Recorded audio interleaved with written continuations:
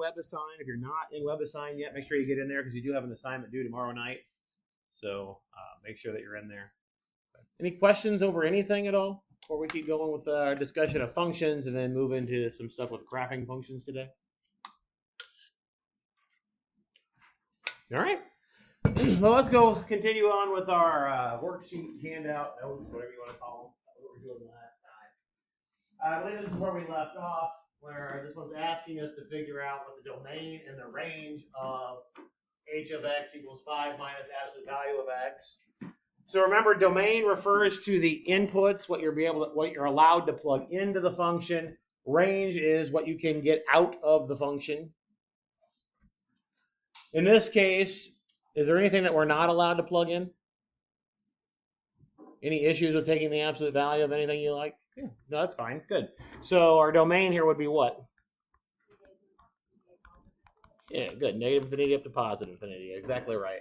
So all real numbers, interval notation, that's how we write that.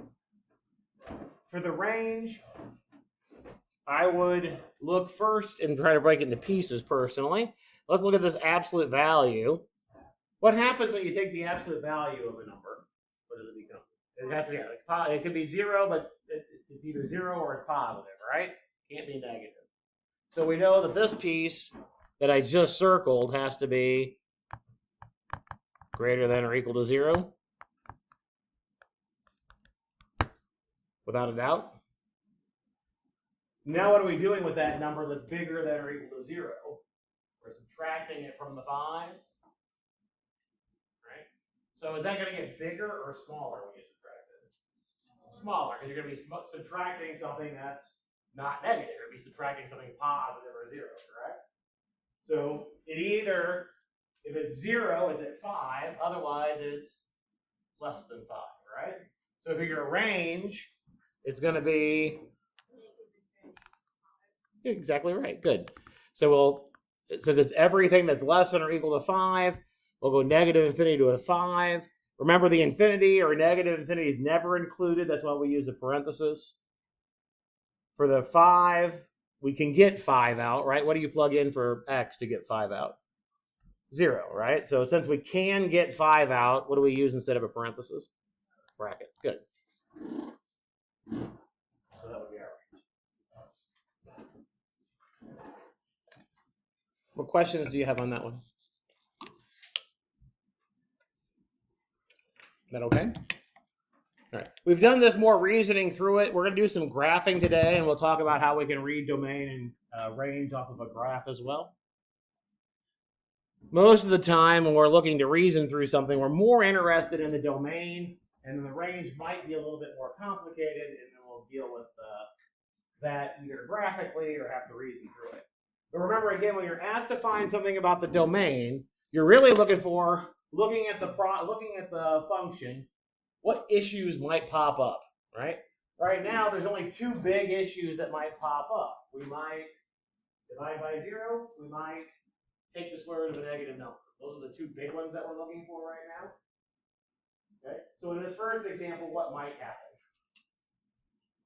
Divide by 0, right? So we need to make sure what happens if we're going to plug something in. What has to happen? Say that again? Yeah, so yeah, which part does the 0 come out that you're worried about? The top or the bottom? The bottom, good. Yeah, we want to make sure a 0 doesn't come out of the bottom, right? So if we want to look at the domain on this one, we're going to solve the equation first at 2x minus 3 equals 0. That would be the issue, right? Try to put 0 in the denominator. We solve that for x. Add your 3, divide your 2. Get x is equal to 3/2. This is the number that we don't want, right? Agree with that? Okay. So we want to write our answers here in interval notation. So let me think about how to get that interval notation to represent that's the number we don't want. There it goes. Represent that we don't want. So let's think about a number line first. Sometimes that's helpful. On a number line, if we want to represent something that we don't want, what do we use? A circle, good. Yeah, an open circle, good. We'd have an open circle there, and we would shade everything else, right? That would be what the number line would look like. Okay. So how would I, if I just worried about this in pieces, if I look at this piece, that's everything that's less than 3/2. How do we write that in interval notation? Good. And then I would use a parenthesis to illustrate that the 3/2 is not included. And then for this piece, what would we write?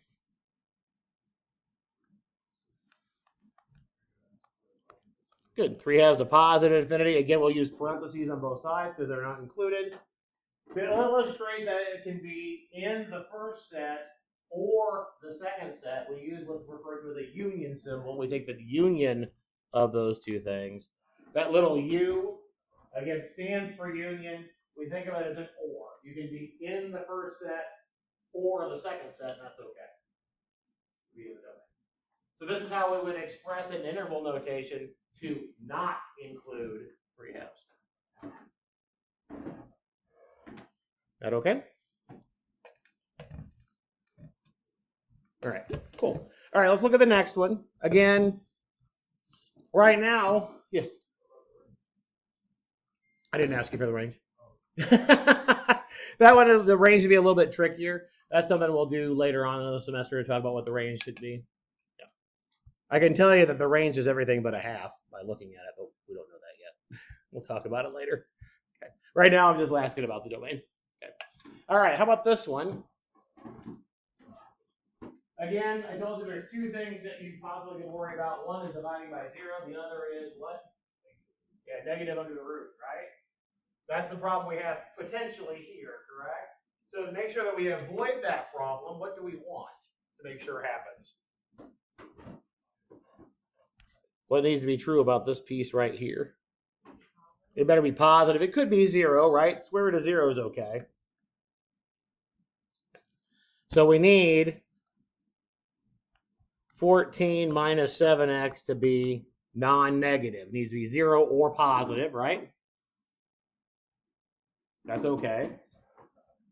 If we solve this, let's subtract the 14 to the other side. And then to solve for the x, I'll need to divide by -7.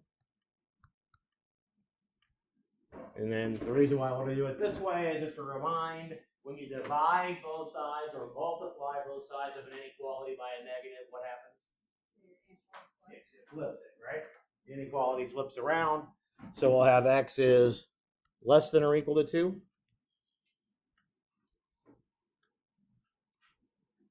Remember, when you multiply or divide by that negative, it flips it. Okay. All right, so then again here, if I want to put this in interval notation, what would you write?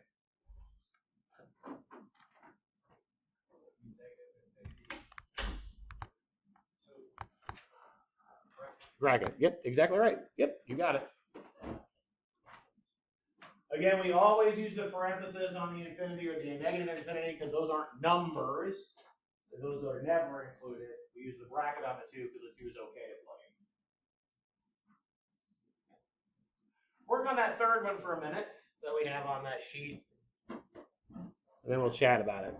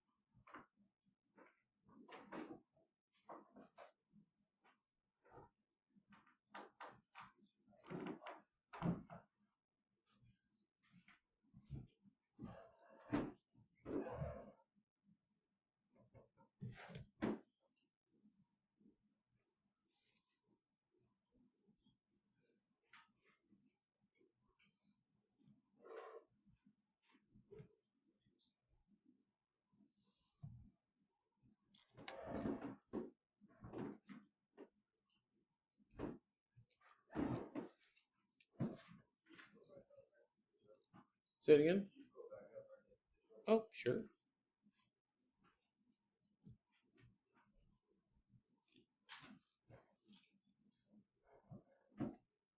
Yep, you're welcome.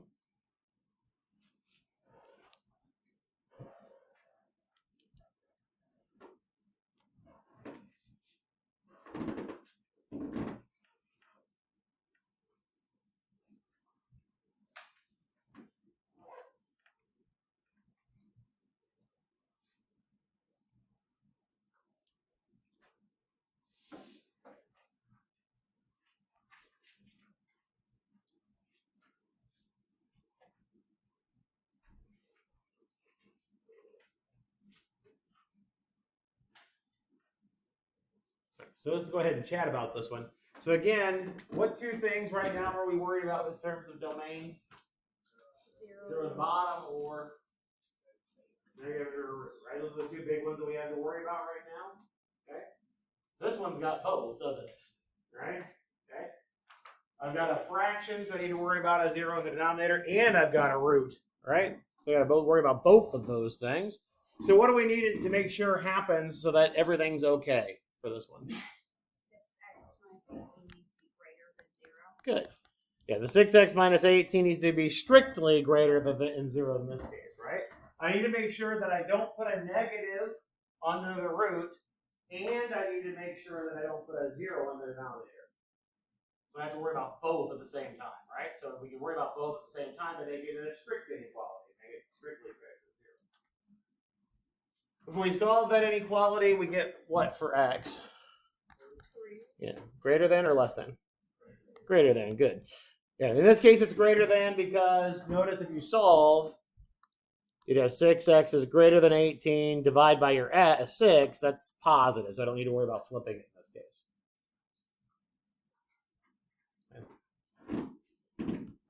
All right. So then how would we write our domain finally here?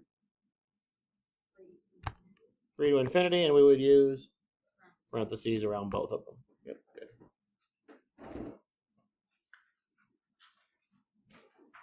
What questions do you have about finding domain? Yes?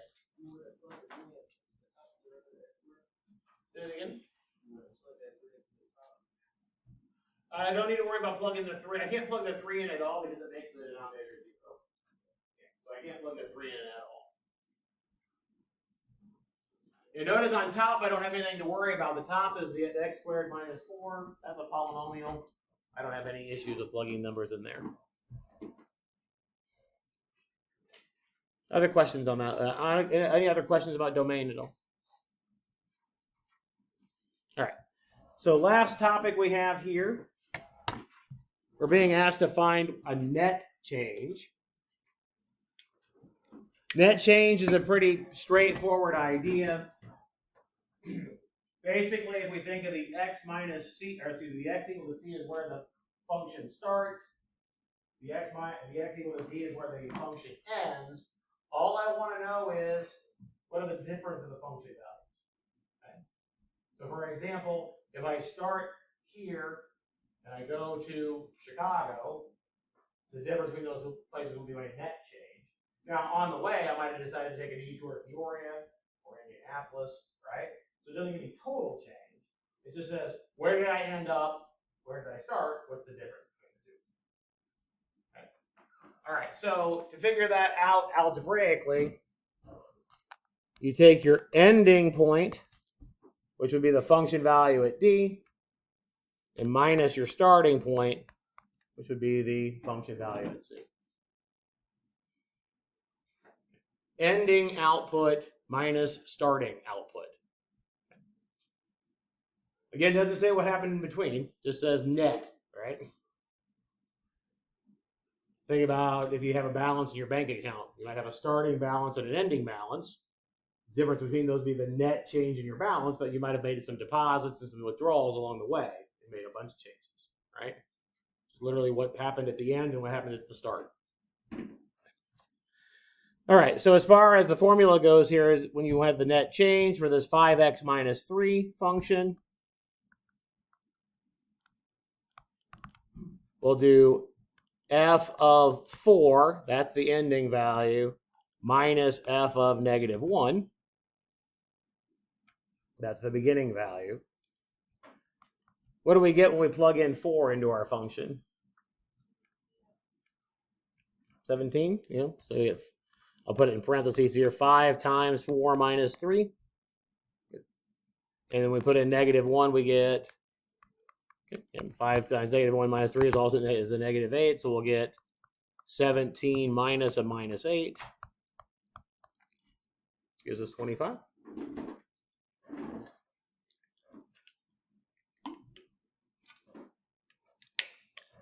Mainly, they're defining the net change in here. We're going to use net change later, but they want you to practice with just plugging in the numbers into the function. We okay with that one? All right, for the second one here, what are we going to compute according to the formula for net change? We're going to do, what are we going to do with the 5? Yeah. Yep, f of 5. In this case, they call it the function g. So we'll have g of 5. Good. Yep, g of 5 minus g of 2. Okay. Ending output, ending function value minus beginning function value. When we plug in 5, what do we get? 15, good, because it's 5 squared minus 2 times 5. And then we'll have 2 squared minus 2 times 2 for the other part. What do we get there? We get 0. So we get 15 when we're done.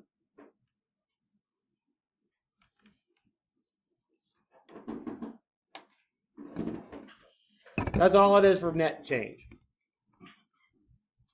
It really just wants you to play with the function values and understand how to plug numbers in right now. That okay? So that finishes up section 2.1. So that's what the homework's going to be over on WebAssign for that. So let's jump ahead here to section 2.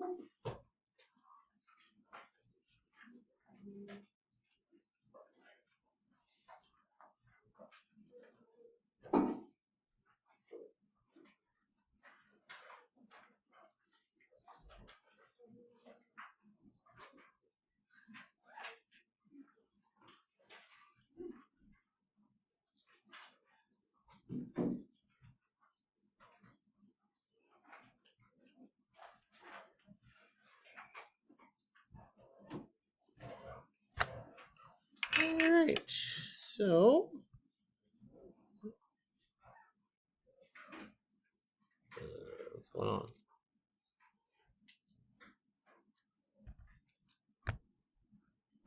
There it goes. It's like I knew I put it in here. All right. So in this section, in section 2.2 of your text, we are going to create graphs of functions. In particular, we're going to start to build a little library. Sorry, Logan. We're going to build a little library of graphs of functions. And one of the reasons why we like graphs of the functions is because it's a nice visual way to look at a function and see certain properties. In particular, one of the things I want to read off these things are domain and range, is what we were talking about before. Okay? So what do we mean by a graph of a function? So what we're going to do when we do things with graphs, we're going to make ordered pairs and basically play connect the dots. Okay? So what we mean by the graph of a function is it's the set of all points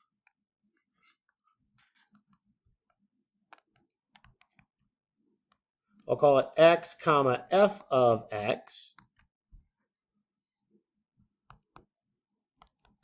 where x is in the domain. And they said the domain here is D, so we just gave the domain a letter D here. So the input, when you graph these things for a function, the input becomes your x coordinate. Your output becomes the y coordinate. So let's just see if we can play a little bit of connect the dots with these first couple of examples and see what we mean.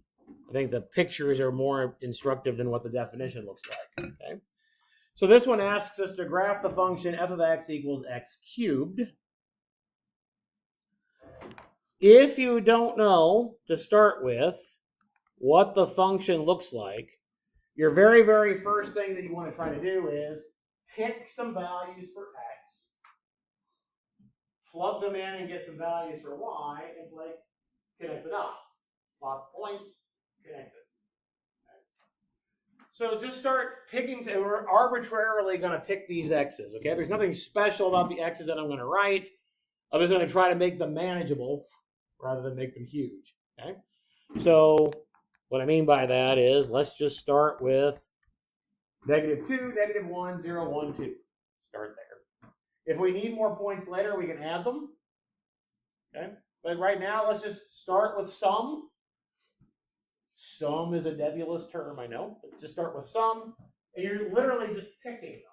Okay? There's nothing special about them. I just pick them.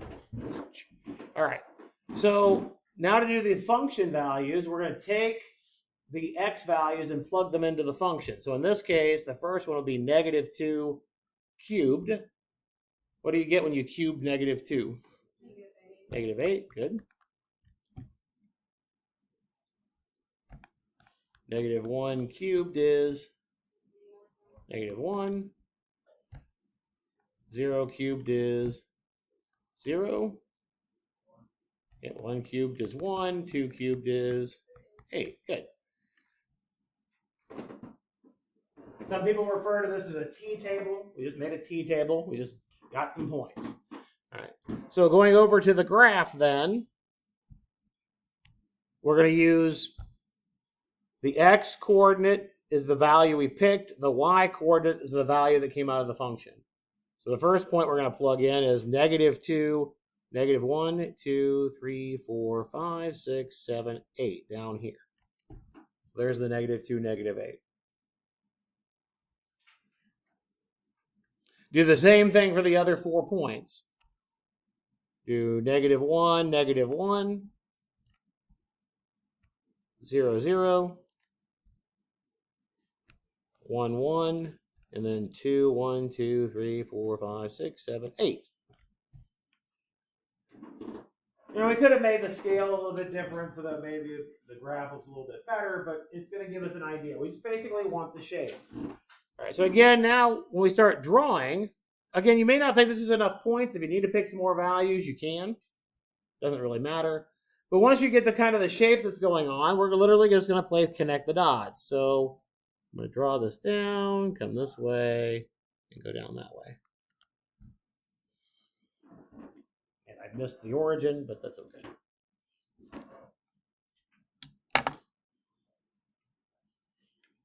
So we get this basic shape.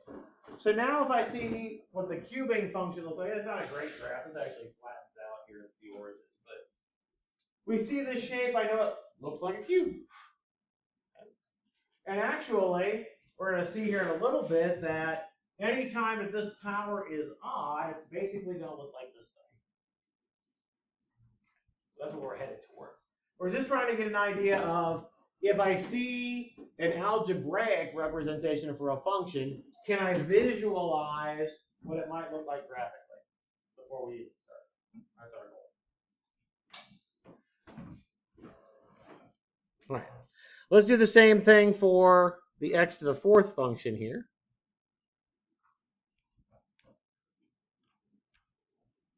Again, nothing special that we're going to do. We're going to make a table of points to start with. We're going to pick some values for x. Get some values out for y. Get some values out for f of x. Again, I'll just start with those 5 values.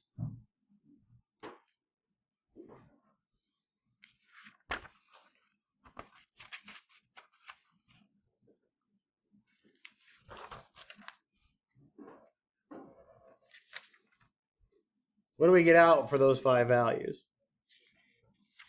Is it negative or is it positive? Yeah, I think it's a positive, right? Because we're going to do the -2 all raised to the 4th power, right? And when we do an even power for a negative, we get a positive. Be careful when you type it in your calculator. If you type it in your calculator using a caret, or if your calculator does a little pretty print and put your exponent on there, that's not quite right. That's different than what plugging in -2 is for the fourth power. So remember that your calculator knows order of operations. Okay?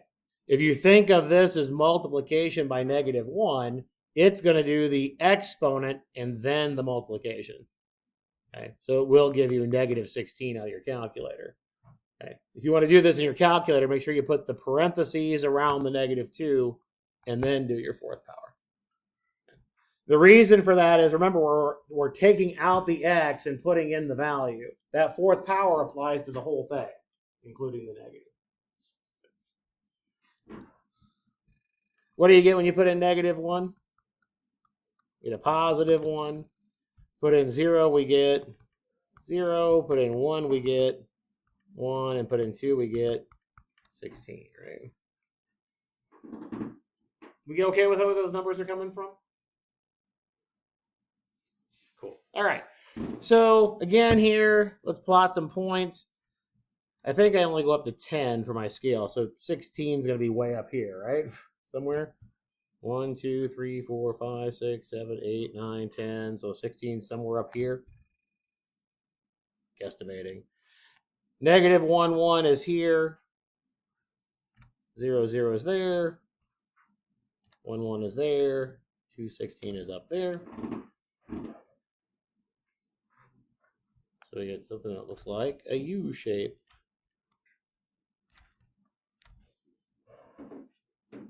Yeah, I didn't draw it great because I shouldn't have made it cross the x-axis. It should go through 0, 0. I'm not looking for perfection. I'm looking for general idea here. That okay?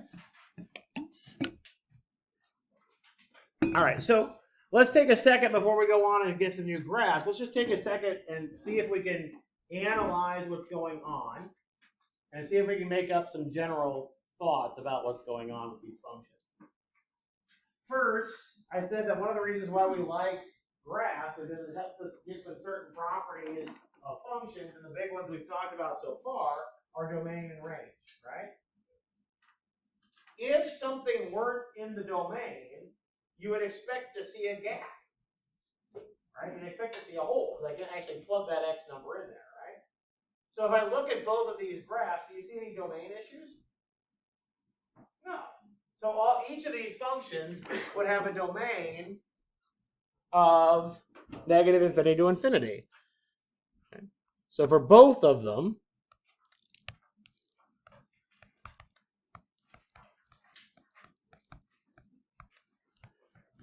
they both have a domain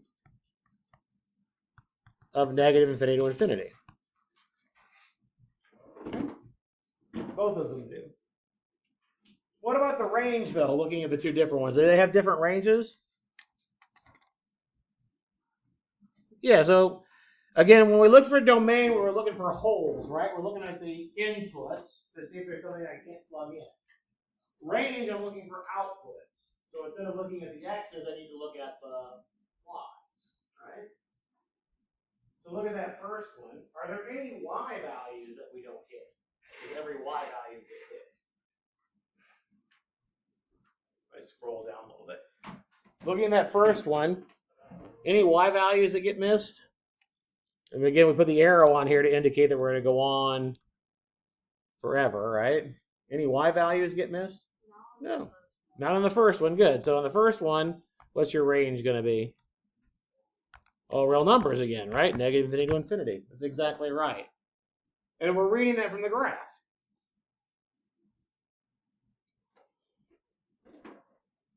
How about in the second one, though? Do we hit every y value? No. The function bottoms out, right? What is it? What is the y value that it bottoms out at? 0. So what would we say the range is for that one? Yeah, 0 to infinity. And we include the 0 in that case because the 0 actually comes out. So again, when we're looking at the domain, I'm looking at the x value and do I see any holes? When I'm looking at the range, I'm looking at the y value and see what y values get hit. In this case, we don't dip below the x-axis at all, right? It comes down, hits the x-axis, turn around, and goes back up. Does that make sense? Okay. We refer to these types of functions when we have f of x is equal to x to the n. We have this type of function where x is a positive integer.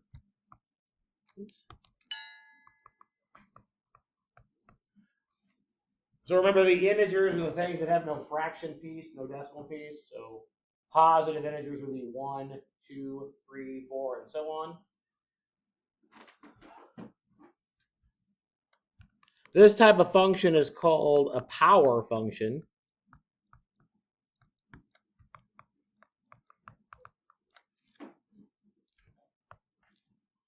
Okay. And all the power functions that we have, we can analyze in this way. So for every power function, the domain of every single power function is going to be all real numbers, no matter what. Okay. So every single power function, f of x equals x, f of x equals x squared, f of x equals x cubed, and so on, those all have a domain of all real numbers. Because any number you plug in, I can square it, I can cube it, I can take it to the fourth power, doesn't matter. So they all have a domain of negative infinity to infinity. But what about the range? Well, we know that the range can change, right? We saw that in the first two examples, didn't we? In the first example, the range was all real numbers. In the second example, the range was just the non-negative numbers. But what do we notice is different about the exponent? Yeah, so in this case, the exponent was odd. In that case, the exponent was even, right? How did we get these negative numbers down here? We cubed a negative, which made it negative, right? If I take a fourth power of a negative, it becomes positive, right? And so that's exactly how we can tell what the range is going to be. We can just look at the exponent and see if it's even or odd. So for power functions, we've got a couple of cases. The range is negative infinity to infinity if the exponent is odd, and it's 0 to infinity if the exponent is even.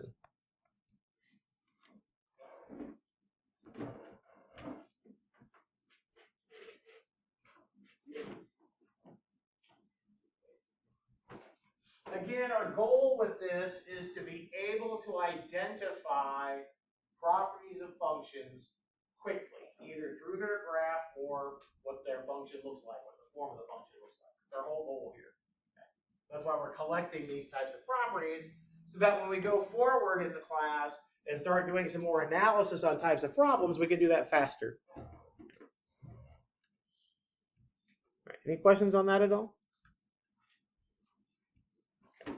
All right, so let's go on to the next page here.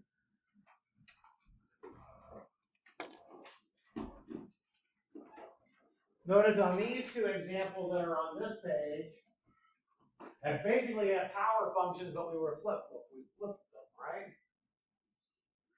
Okay. These are typically referred to as reciprocal functions, and we'll do a summary statement here when we finish that up. But these are usually called reciprocal functions. Notice in both of these functions, if we look at it and I ask you about domain, even before I graph it, if I ask you about domain, what can go wrong? What don't you want to plug into these functions? 0, right? Good. That's going to cause a 0 in the denominator.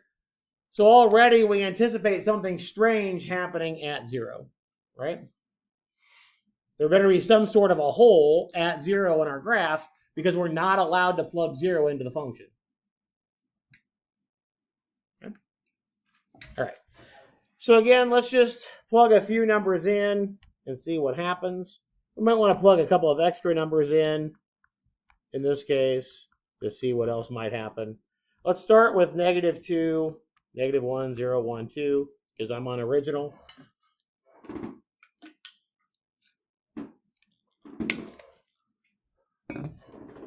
When we plug in -2, what do we get out?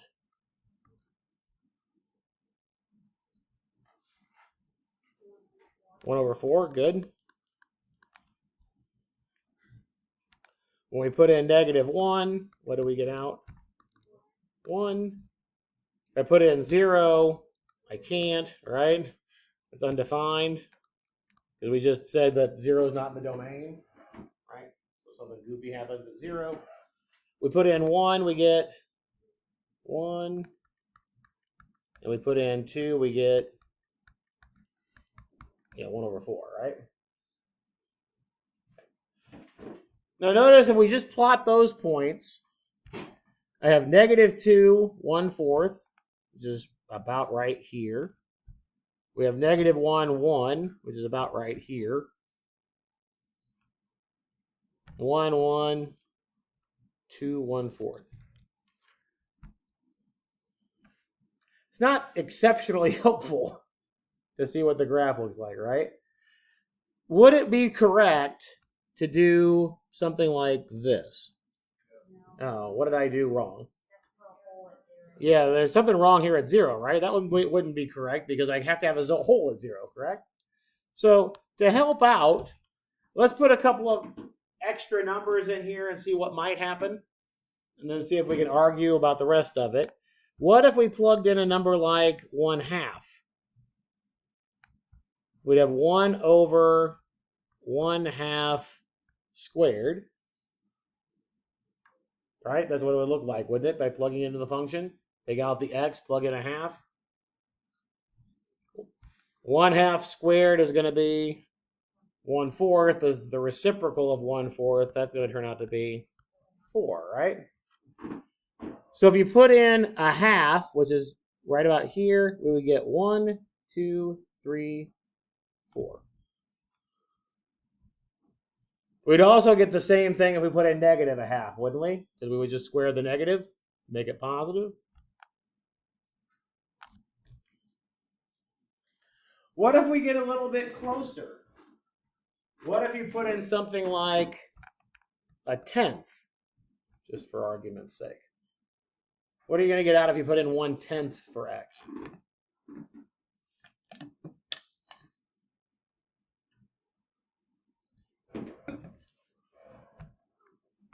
You get exactly right. Notice if I square 1/10, I get 1/100th, but I do to the reciprocal of 1/100th, I get 100. So we're going to get really, really big, right? So this gives us a little bit of an idea of what this graph has to look like. It better go this way and this way. Now, I didn't finish it off on purpose. We'll finish it off here in a second. But notice, the smaller the denominator gets, the bigger the function gets, right? Because if you divide by a smaller and smaller number, I get bigger and bigger. So notice this is getting really, really, really, really tall. Okay. Now, I didn't finish off the other direction for my graph. Let's do that. Is this ever going to cross the x-axis? Can I ever get a negative number out of this thing? No. You can never get a negative, right? And the bigger the denominator gets, the smaller the fraction is going to get. So our graph is going to get really, really close to the x-axis, but never actually cross it.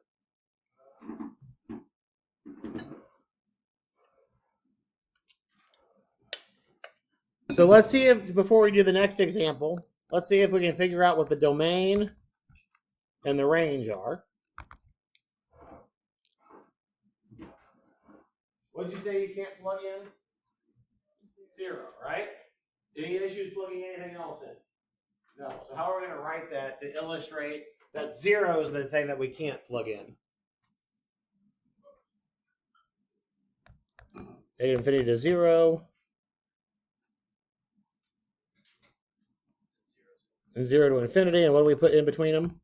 The union symbol. Good. Exactly right. So that's the interval notation to delete out 0. How about the range? What do you see for the range of this thing?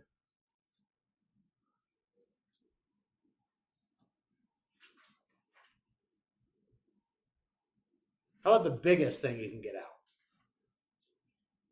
Is there a biggest thing you can get out?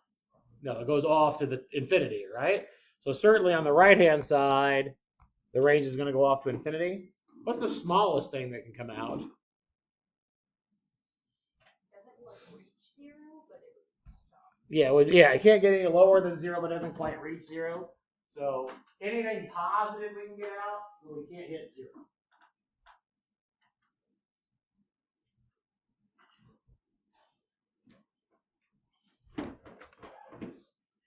And again, we're just looking at the graph on this one, right? We're getting really, really close to the x-axis, and we're seeing it going off to positive infinity there along the y-axis. That okay? What's going to happen in the second example?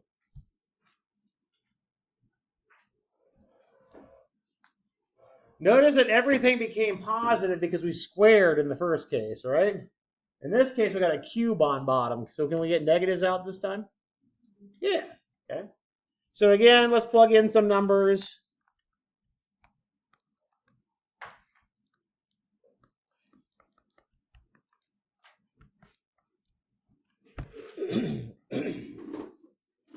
Again, we know that it's undefined when we try to plug in 0.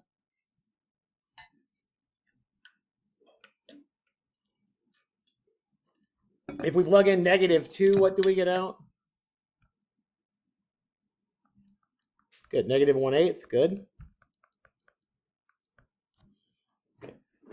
When we cube the -2 here, we'll get a -8. Of course, it's on the bottom, so we'll get -1/8. When you put in -1, what do we get out? -1. When you put in 1, you get 1. You put in 2, you get positive an eighth in that case. All right? Just plugging in those numbers.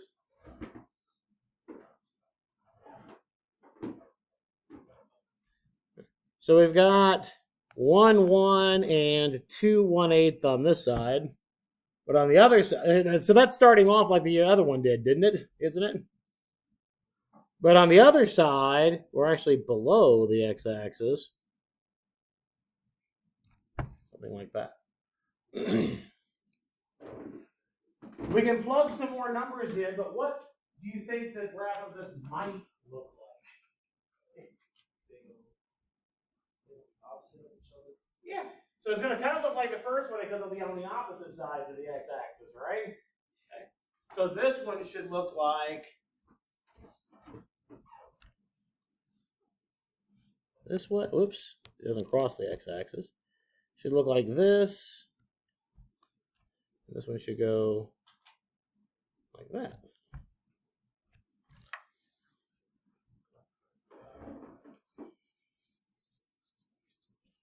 What made the left-hand side flip, basically, right? They kind of look the same, except the left-hand side flipped upside down. What made it flip?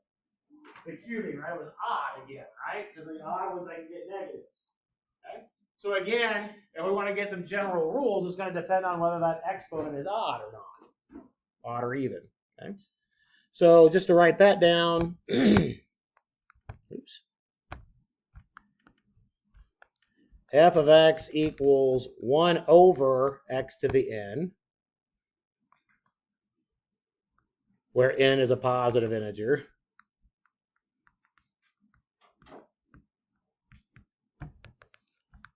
Is called a reciprocal function.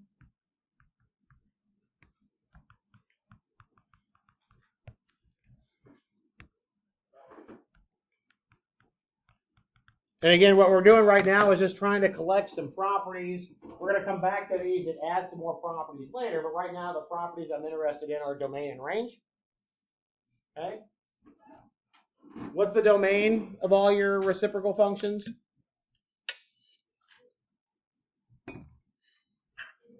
Everything but 0 again, right? So this would be negative infinity to 0, union 0 to infinity. The range depends, right? We said we had something if n is even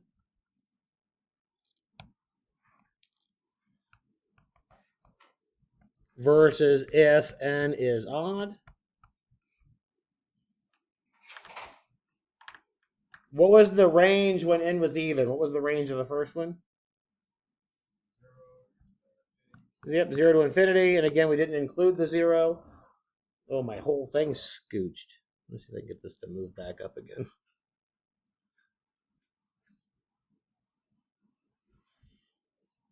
Oh, it's not just selecting that. Now, something happened with my graph. It should be a parenthesis because we never actually hit the x-axis. Let me just redraw this graph so you can see it better. How about the range on this one? Is there any biggest y value that gets missed? No. So we go off to positive infinity. We also go down to negative infinity. But there is one value for y we don't get out. What value for y don't we get out? 0. We never hit the x-axis here. So this one will be negative infinity to 0, union 0 to infinity for that range, if it's odd.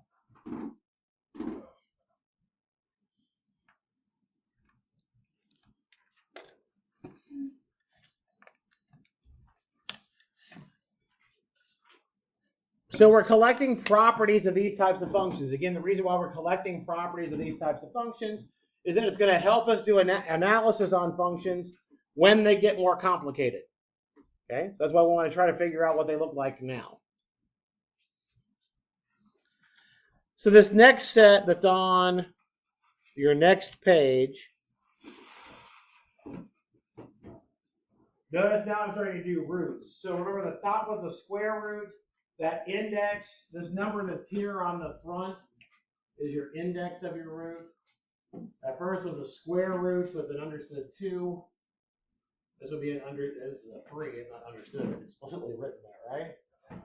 Notice that, and this is just a little bit of a reminder, we're not going to go through this whole example now because I know I've got about 4 minutes.